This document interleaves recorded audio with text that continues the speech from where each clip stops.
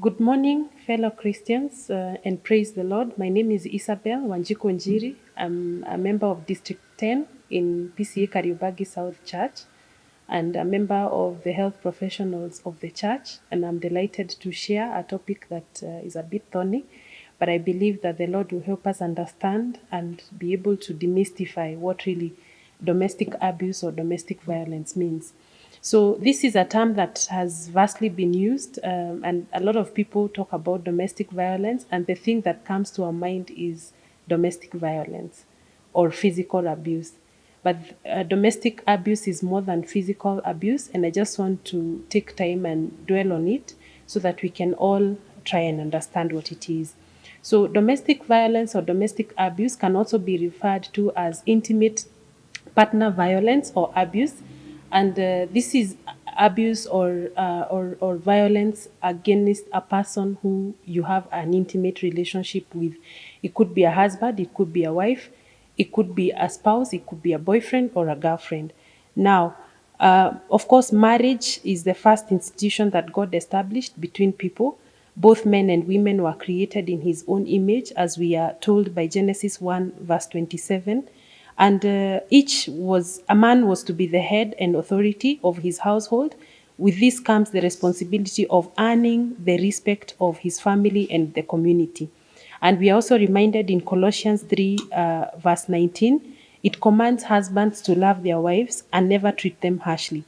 First Peter also chapter 3 verse 7 says, likewise, husbands, live with your wives in an understanding way, showing honor to the woman as the weaker vessel, since they are heirs with your grace of life, so that your prayers may not be hindered. And this means that violence has no place in a marriage or any kind of a relationship, as violence it's not loving and it's not respectful to the other person. And in fact, it breaks down everything upon which love and respect is built. Although there is a high prevalence of violence against women, I'd like to state that statistics also show that men are equally abused as well, because we will see the various forms of domestic abuse, and this can affect both men and women. Now, statistics show that intimate partner violence is on the increase now more than ever before, with 2 in every 3 women experiencing violence compared to the 1 in 3 before COVID. And of course, among the many ways COVID is testing us, there is a surge in domestic violence, and this has been shown in the reports and the statistics in the country and outside. And I just want to go through some of the signs and that you could be experiencing domestic abuse, and this is for both men and women, because there is, as much as there is high prevalence of violence against women, there is also violence or abuse against men. Some of the signs that you're in an abusive relationship or that you're experiencing domestic abuse is a fear of your partner, and that is the most telling.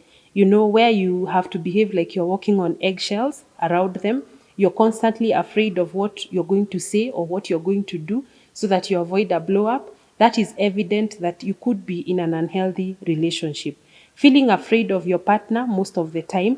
But I'm not saying again that we should lack emotional intelligence. We should have emotional intelligence even in our relationships to be able to know what do I say when and how do I say it. Otherwise, if that is missing, it could also bring more problems as well as the domestic abuse. Feeling afraid of your partner most of the time, avoiding certain topics out of fear or angering your partner. But again, I said that emotional intelligence is very important, because this is what guides a person into what do you say and how do you say it. For example, you can find someone who has just lost a job and you're there asking for money for, for luxuries. At that point in time, that person, that does not make sense to them. And so the emotional intelligence is to know, when do I say what and when do I ask for what? But if you're afraid or avoiding certain topics more often than not, then that could be a sign that the relationship is unhealthy.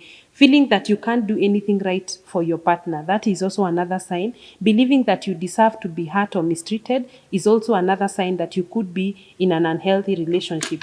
Wondering if you're the one who is crazy, or your partner's belittling behavior, humiliation, intimidation, criticizing you and putting you down, ignoring or putting down the opinions. However, as I said earlier, we must exercise emotional intelligence because that's what guides even the discussions in a relationship. At this point, I want us to go through the various types of domestic abuse or domestic violence, and there are mainly broadly two types of domestic abuse. This is both physical and emotional. These are the two general types of domestic abuse or domestic violence. And under physical, we have the physical abuse, which is the beating, the battling, and so forth. We also have sexual abuse under physical abuse, which is again rape or forced sex in marriages. We also have the emotional, on the other hand. Emotional has three broad categories of domestic abuse, one of which is verbal, yelling, insults, hurling insults. That is verbal abuse. We also have psychological abuse, whereby the perpetrator uses intimidating words or words that are targeting your self-worth or your self-confidence in an attempt to bring down your confidence and make you feel vulnerable and not worth it.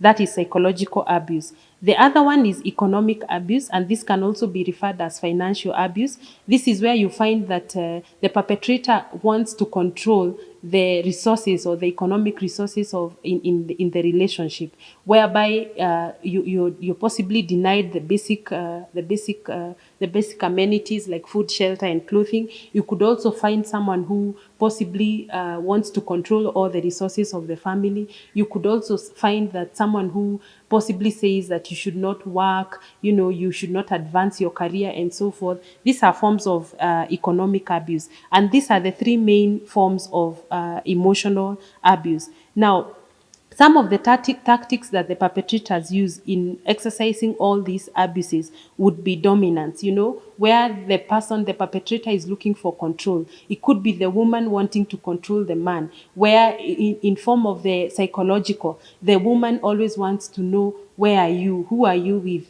What are you doing? That is a controlling kind of an attitude.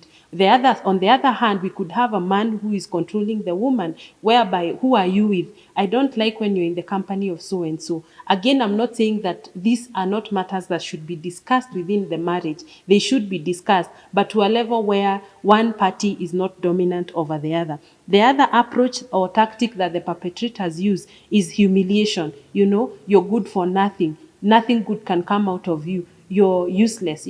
That is another tactic that the perpetrators will use. Another one would be isolation, where they want to separate you from the rest of your support systems. For example, if it is a woman, she wants to isolate the man from their family, from his friends, from his mentors, from his Christian fellows, from his district mates, and so forth. The woman wants you to be in a cocoon so that they can be able to control you. On the other hand, a man also could be wanting to control the woman. I don't like when you talk to so and so.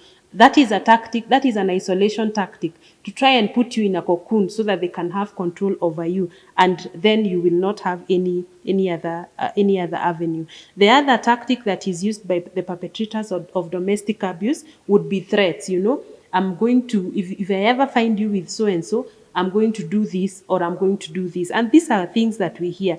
Another one would be intimidation, where the person, because they have control or they have power. For example, it could be a lady who is working and maybe the man is not working.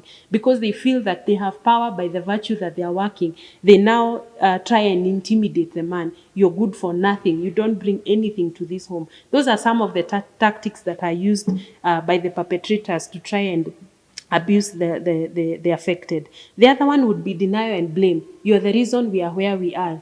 You don't work. You don't work hard, and those kind of things. Those are some of the tactics that will be used. And I know as Christians, we tend to brush this topic off and try to assume that it is not there. These are real issues, and particularly now, even in the COVID period, it's been seen that we are having a rise in the reported cases of domestic abuse. And it's good for us to evaluate our relationships and really know, is there any way or any form of abuse within the family? It could be emotional, it could be psychological, it could be physical, it could be economic, where resources are a main issue. And so I just now want to conclude by bringing in, what do we do in case you are affected, or it's good to reflect first and foremost. But most importantly, should you be there and you are facing some form of violence or abuse, the best thing to do as Christians would be to get therapy. And therapy here, we need to get it from Bible believing and God fearing therapists, because again, you don't want to get a theme that is different from your faith. And so the best thing would be to get a Bible believing therapist. This could be a counselor, it could be a psychologist, it could be a pastor, it could be a mentor, it could be an elder in the church. We get Bible believing therapists who can help us and walk with us through that. The other one would be to identify spiritually mature Christians who can be mentors. Of course, in every relationship or even in a marriage, you will have the handles. And so whenever you have some good mentors or Christians who can help, then who are spiritually mature, then it comes in handy. And then lastly, I'd like to say that it is also important that we seek professional help.